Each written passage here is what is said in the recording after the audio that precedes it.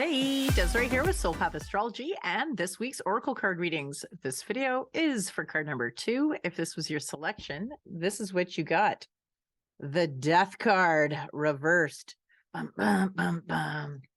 So other than the Tower card, if you've been following me for any length of time, you'll know the Death card is my second favorite card. Why? Because I'm all about transformation. I love deep diving. I love getting into the shadows, and I love attending to the things that are taboo and that many people are afraid of, death obviously being one of them. The thing about the Death card in tarot, though, is it's rarely about an actual death. It's typically more about an egoic death, and never more so than when it's reversed like this, because this is very much asking if there's something that you're resisting. Death is always it's like a foretelling of a major change.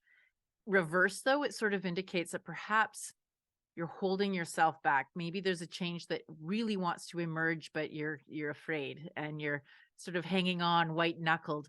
The thing about life, though, is it's always changing. And the more that we can surrender to that and accept that life is in a constant flux, where we can just arrive in this new moment present and facing it almost like a child with this open-hearted nature and not being caught up in what's happened in the past, because the human mind likes to do that. It likes to plan for the future based on what's happened in the past.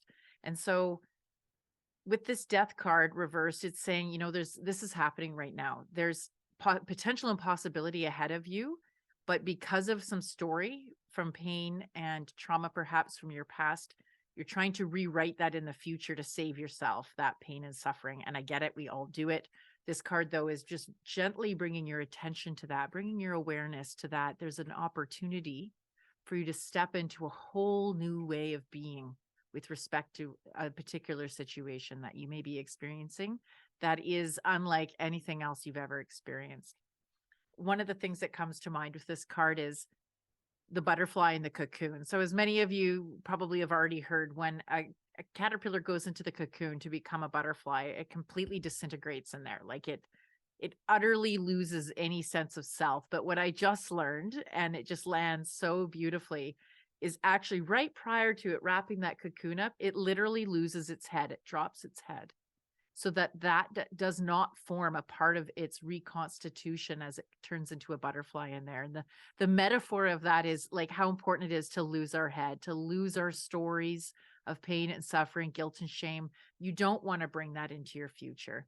And that's what this card is pointing towards, is there's a story that's laced with guilt, shame, blame, fear that needs to be released. You need to cut it off and let it roll away as you cocoon into this new transformational area of your life.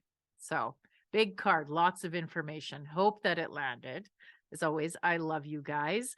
In the link or in the description of the card below, there's a link to my calendar if you'd like to set up a reading of your very own, and we can deep dive into this and really see what's going on and in what particular area of your life this might be showing up. And just really, the whole concept of these readings is to give you some tools and opportunities and clarity around your skills, your purpose, how you can just simplify things and really tap into the gifts that are there waiting to emerge into the world. So that sounds good. You know where to find me. I'd love to have a reading. In the meantime, have an absolutely fabulous weekend, and we'll see you again next week. Bye for now.